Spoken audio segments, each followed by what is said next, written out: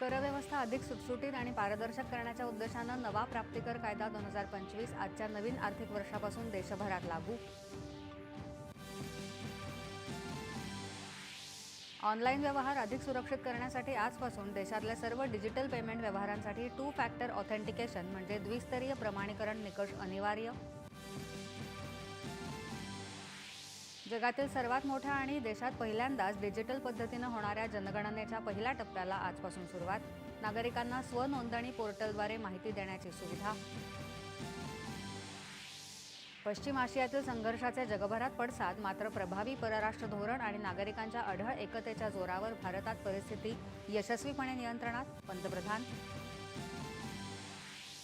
जागतिक बाजारपेठेत एक विश्वसनीय सेमीकंडक्टर पुरवठादार म्हणून आपली भूमिका अधिक भक्कम करत तंत्रज्ञान उपक्रमांमुळे भारताचं नेतृत्व अधिक बळकट होईल, पंतप्रधानांचा विश्वास. भारतात एक संपूर्ण सेमीकंडक्टर व्यवस्था आकार घेत असून जुलैच्या सुमाराला तिसरा सेमीकंडक्टर प्रकल्प कार्यान्वित होण्याची अपेक्षा केंद्रीय मंत्री अश्विनी वैष्णव यांनी केली व्यक्त.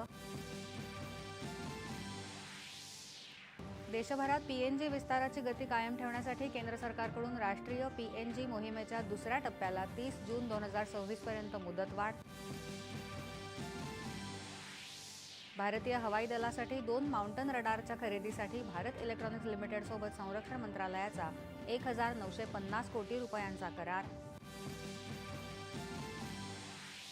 राज्यातील बांधकाम क्षेत्राला मोठा दिलासा. 2026-27 या आर्थिक वर्षासाठी रेडी रेकनरच्या दरांमध्ये कोणतीही वाढ न करण्याचा राज्य सरकारचा निर्णय. जळगाव इथले प्रसिद्ध चित्रकार आणि लेखक राजू बाविस्कर यांना नवी दिल्लीत साहित्य अकादमी पुरस्कार प्रदान.